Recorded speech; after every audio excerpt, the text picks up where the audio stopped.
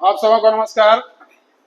आइए हम लोग आज के सेशन में देखते हैं कृषि से रिलेटेड एक चैप्टर हम लोग का बच गया है। टॉपिक है जिसे हम लोग बोलते हैं हरित क्रांति। ठीक है,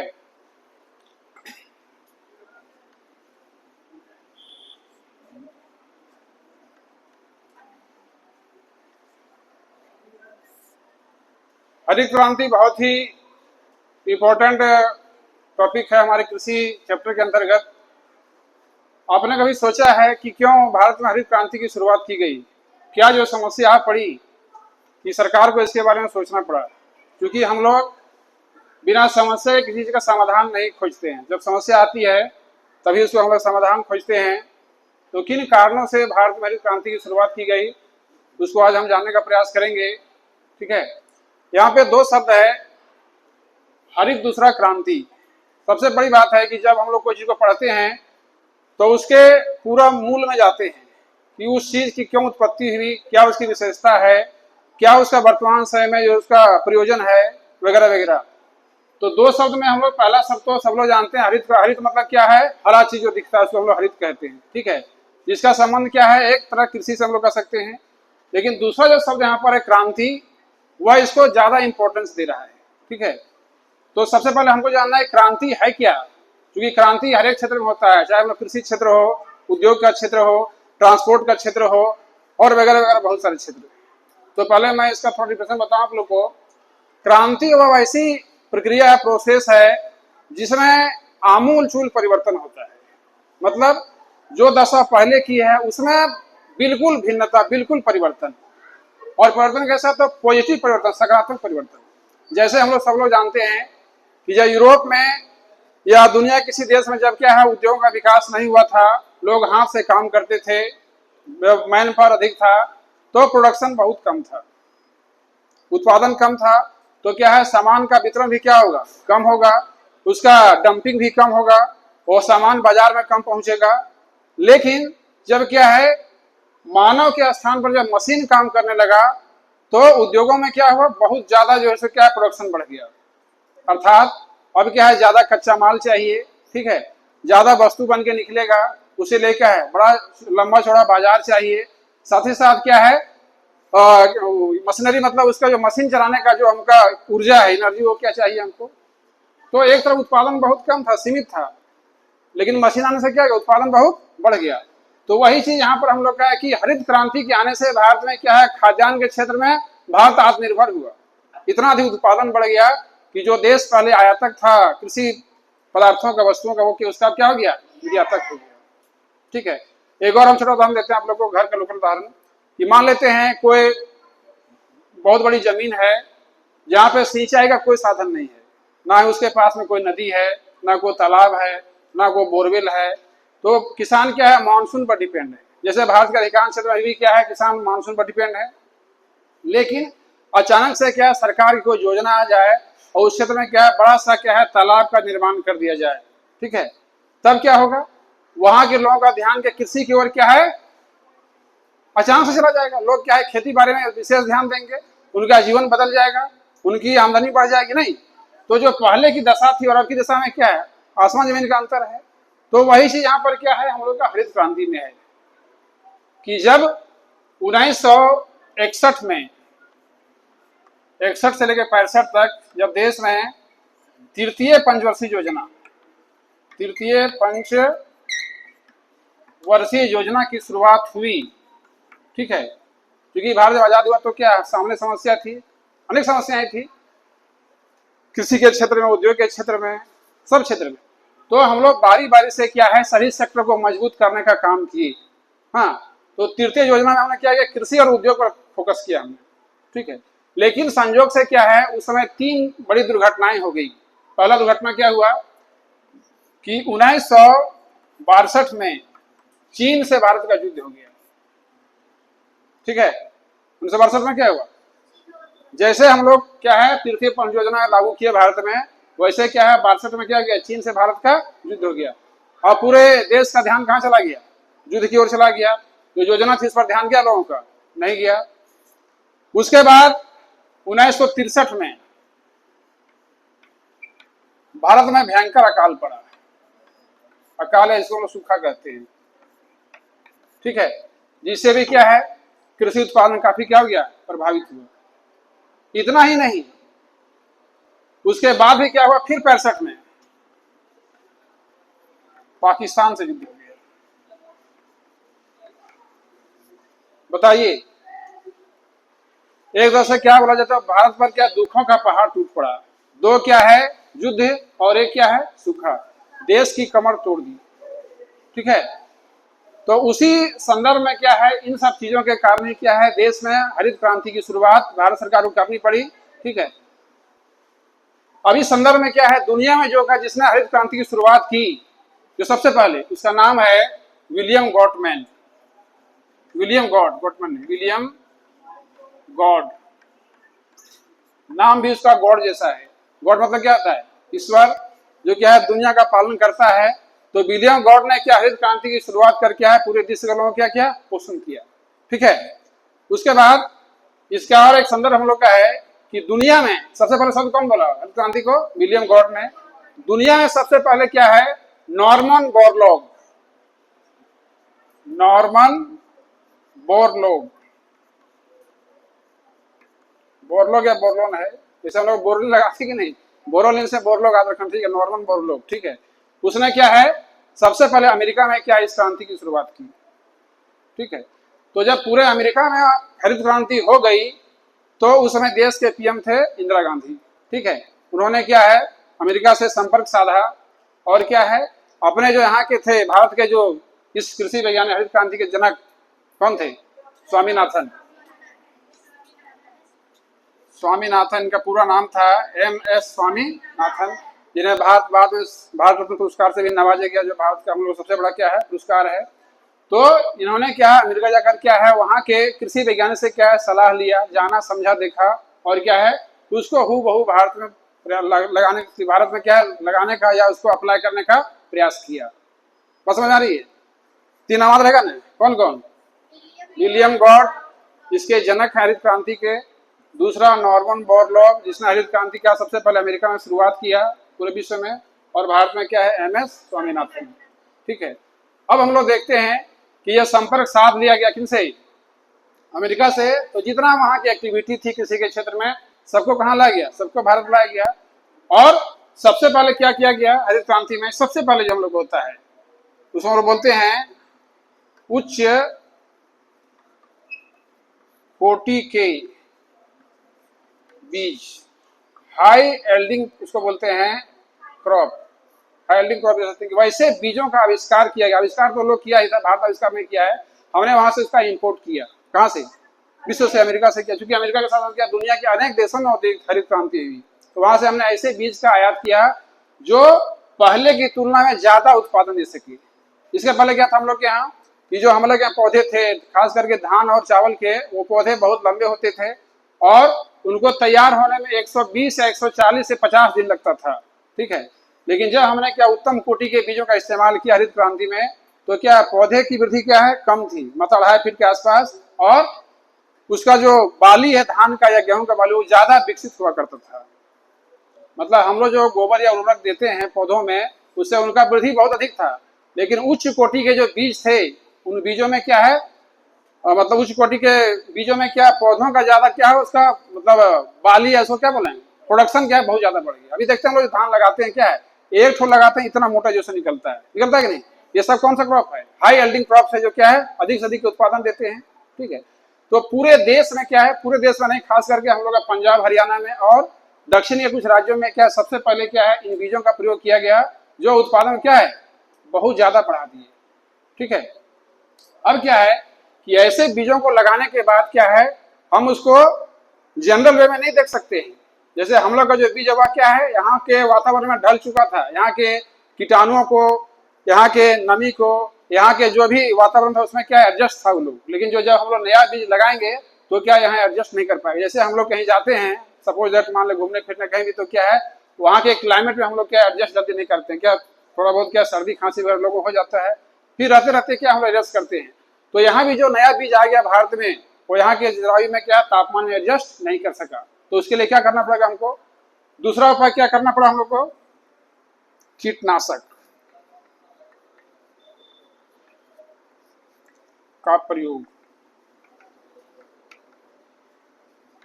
अब ऐसा नहीं कि कीट अभी लग रहा है, क्या है, कीट का हमला क्या है, शुरू से ही है। मान लेते हैं सब कुछ ठीक ठाक रहा, हम लोग पौधे भी लगा दिए, अब क्या है, खड़ी फसलों पर कीटों का हमला हुआ, इतना भयंकर हमला होता है कि सारा खड़ी फसल खत्म हो जाता है, बिल्कुल उत्पादन क्या होता है, जीरो हो जाता है। तो वैसे स्थिति में क्या है, किसान चाहकर भी कुछ नहीं कर पा रहा था, लेकिन अब क्या है, हमारे पास क्या है, कीटनाशक पेस्टिसाइड्स आ गए, जो क्या है शुरू से लेकर अंत तक क्या है, पौधों की देखभाल कर रहे हैं, समय समय पर क्या उसका कर रहे हैं, हम लोग छिड़काव कर रहे हैं, ताकि क्या है, उत्पादन कम ना हो। बात समझ आ रही है? तो बिना उन बीजों जो हाई एल्डिंग क्रॉप्स थे, उनको क्या है, समय समय पर क्या चाहिए, मेडिसिन चाहिए, दवा चाहिए, तभी जो है क्या अच्छा से वो ग्रोथ करेंगे और क्या है, उत्पादन भी बढ़िया देंगे। ठीक, आगे बढ़े। तीसरा हम लोग का था सिंचाई। क्योंकि हम लोग सब लोग जानते हैं कि भारत एक मानसूनी जलवायु का देश है, हम लोग पूर्णतः क्या जलवायु पर डिपेंड है, और हम लोग इस साल देख भी रहे हैं कि क्या है, कितनी हम लोग के यहाँ फसल और क्या है, कृषि का अनुपात है। तो सबसे पहले क्या है, इसकी शुरुआत, सिंचाई की शुरुआत सबसे पहले 1951-52 में क्या है, पंडित नेहरू ने कर दी थी कि जितने भी भारत में डैम्स, जितनी भी नदियां हैं जो क्या है बाढ़ ग्रसित होते हैं, उन पर क्या जगह क्या है, डैम बनाए जाए, ताकि क्या उसके जल को क्या है, जल को ठहरा दिया जाए। इससे हम लोग को बहुत सारे फायदा मिलेंगे। सबसे पहला फायदा क्या है कि मृदा का अपरदन रुकेगा, दूसरा जल का हम लोग क्या लंबे समय तक उपयोग कर पाएंगे, क्या है, जलाशय में गाद की मात्रा कम भरेगी, तो है ना। और उन्होंने ही नाम दिया था कि जितने भी भारत में डैम्स बन रहे हैं, जिसको हम लोग बोलते हैं मल्टीनेशनल प्रोजेक्ट्स, बहुउद्देशीय परियोजना, वो क्या है, देश के आधुनिक मंदिर का नाम उन्होंने दिया, आधुनिक मंदिर की संज्ञा से नवाजा था, किसने, प्रधानमंत्री ने। ठीक है, यह आधुनिक मंदिर है भारत के। तो जितने भी भारत में डैम्स थे, ठीक है, डैम बने, लेकिन क्या है, डैम बनने से सिर्फ हो जाएगा, उसके लिए क्या हमको नहर निकालना पड़ेगा। तो जहां जहां क्या भारत में समतल भूमि थी, वहां पर क्या नहरों का विकास किया गया, नहरों का क्या है, जाल बिछाया गया। जैसे हम लोग का राजस्थान में क्या इंदिरा गांधी नहर का जाल बिछाया गया, कहाँ से, सतलज से निकाला गया, भाखड़नगर डैम से। और इसके अलावा जो हम लोग इधर दिखता है, हम लोग का बगोदर के पहले बनासो डैम से बनासो निकाला गया है, बगोदर के आगे पीछे दोनों मतलब नहर निकला है, लेकिन क्या आज तक से एक बूंद पानी नहीं आया, क्योंकि क्या है, झारखंड एक पठारी इलाका है और यहाँ पर नहरों का विकास सुगमता पूर्वक नहीं किया जा सकता है। तब सिंचाई जब हमारे पास हो जाएगी, तो बताइए जब मानसून दगा देगा, मानसून जब क्या है वर्षा नहीं अच्छा से कर पाएगी, तो क्या उससे हम लोग क्या करेंगे, सिंचाई से क्या उन फसलों को हम लोग क्या है, जल प्रदान करेंगे, ताकि क्या है, मेरा उत्पादन प्रभावित ना हो। और यही कारण है कि अभी हम लोग का पंजाब हरियाणा का इलाका है, पश्चिम उत्तर प्रदेश का इलाका है, उसको मानसून से कोई लेना देना नहीं है, वर्षा हो या ना, उसके लिए क्या है, सूखल जेठ है, बारह भादो क्या है, बराबर है, वर्षा हो जलना एक समान। ठीक है, आगे चलते हैं। सिंचाई के बाद क्या हम लोग किए, बाजार, बाजार को या इसको करो व्यवसायीकरण, व्यवसायीकरण, इसको वाणिज्यीकरण कहते हैं, व्यवसायीकरण अच्छा, वाणिज्यीकरण।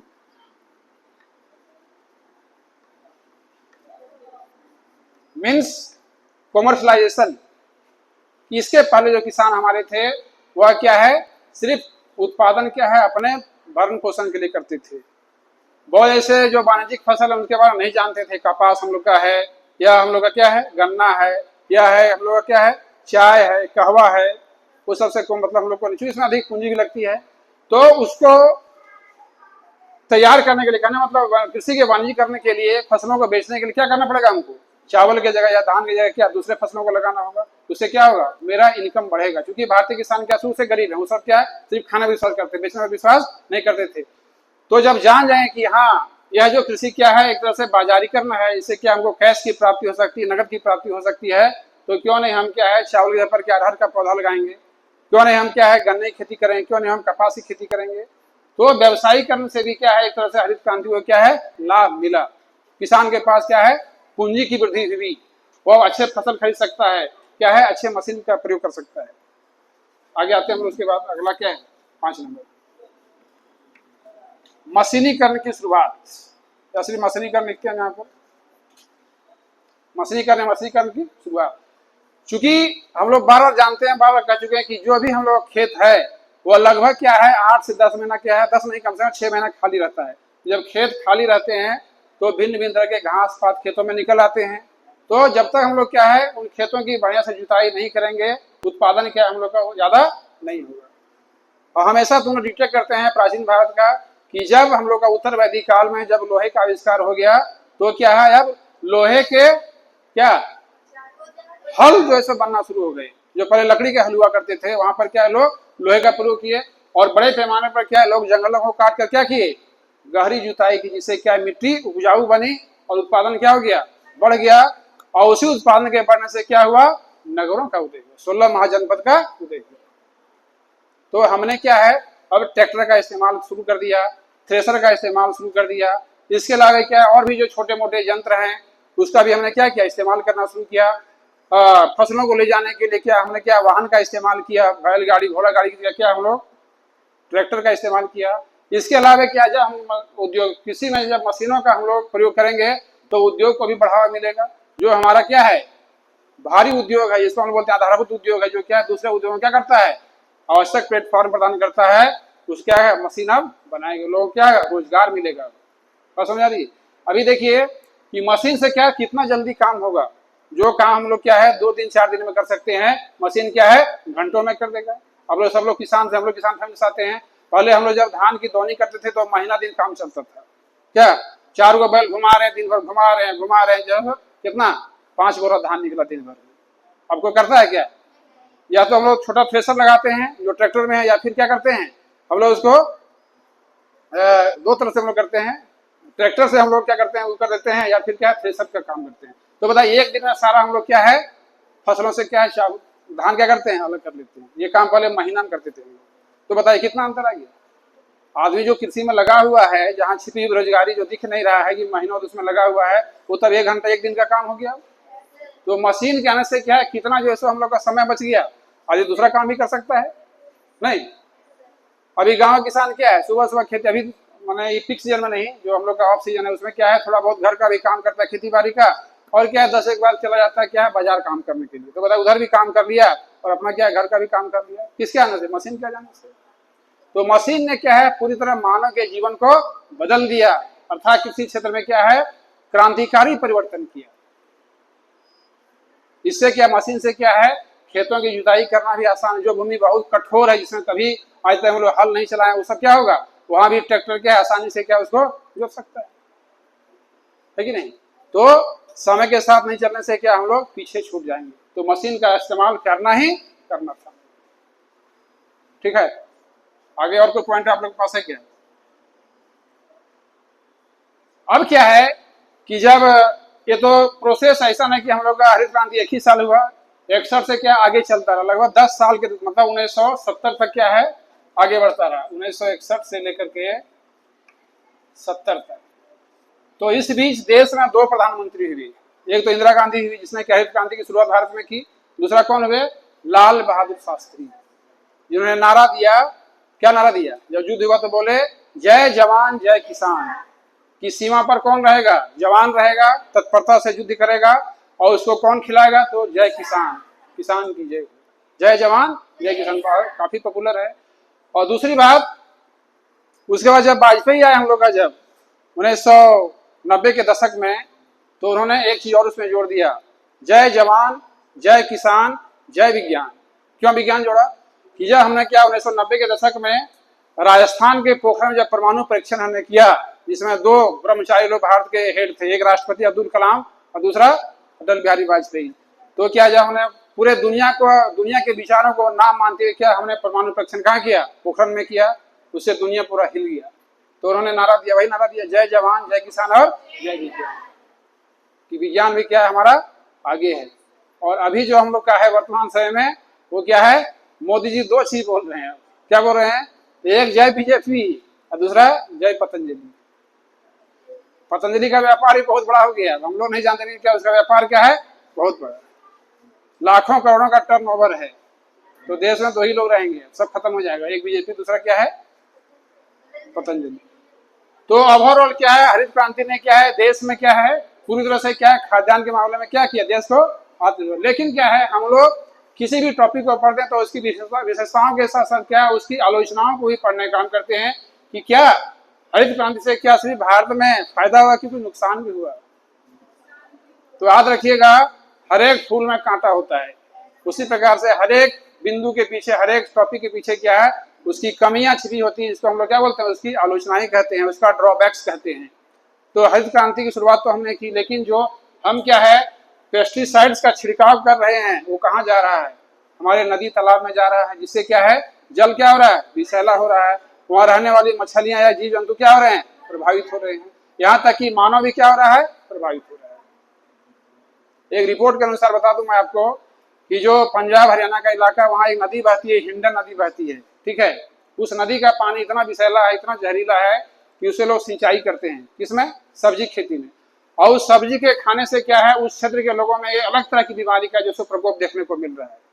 ये मैगजीन से हम रिपोर्ट कर रहे हैं, मैगजीन में निकला था कि उस क्षेत्र में जो सिंचाई कर रहे हैं लोग जहरीले जल से, उससे क्या है सब्जियां विषैली हो रही हैं, उसको खाने के बाद क्या है वहां के तमाम लोग क्या है ग्रसित बीमार पड़ रहे हैं। आज देश में इतना कैंसर क्यों बढ़ गया है, उसका मूल कारण क्या है, यही पेस्टिसाइड्स।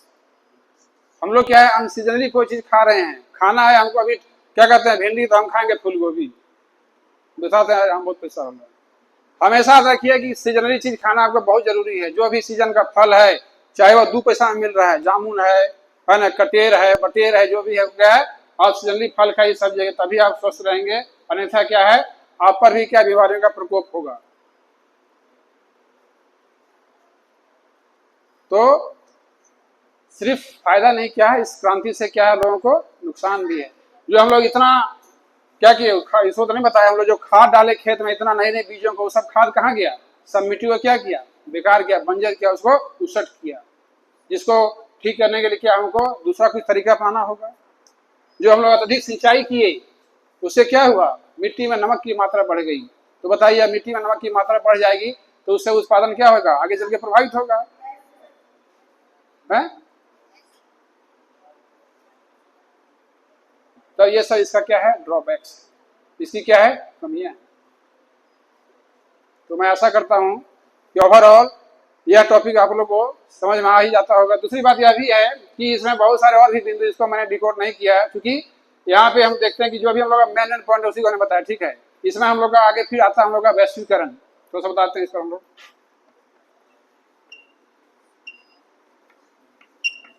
एक वैश्वीकरण और दूसरा हम लोग का है किसान क्रेडिट कार्ड, ठीक है। वैश्वीकरण क्या है कि जब वैश्वीकरण हम लोग बोलते हैं कि पूरी दुनिया एक बाजार बन जाती है, इसको हम लोग क्या कहते हैं वैश्वीकरण कहते हैं। इसमें खासकर हम लोग 3 गो नीति आता है, एल, पी और जी की नीति, उदारीकरण, निजीकरण और वैश्वीकरण।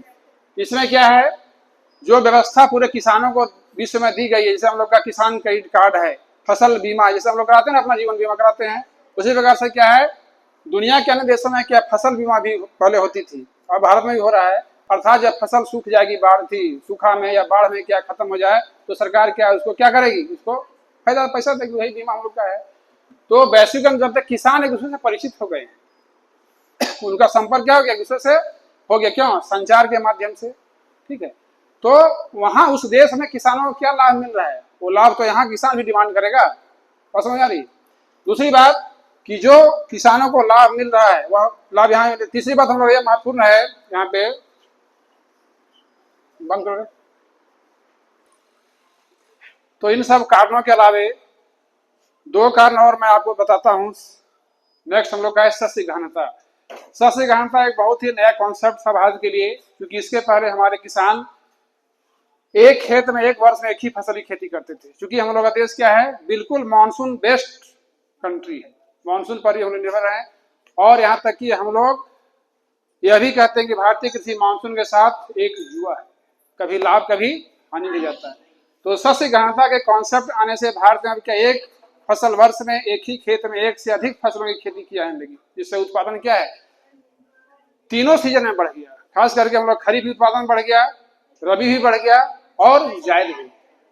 और आपको बता दूं मैं, इस क्रांति से सबसे पहले गेहूं सबसे अधिक क्या है, गेहूं जैसे फसलों को लाभ हुआ, क्योंकि सबसे अधिक पंजाब हरियाणा इसमें क्या है आगे रहे इस हरित क्रांति के क्षेत्र में, क्योंकि वहां सब सारा फैसिलिटी था।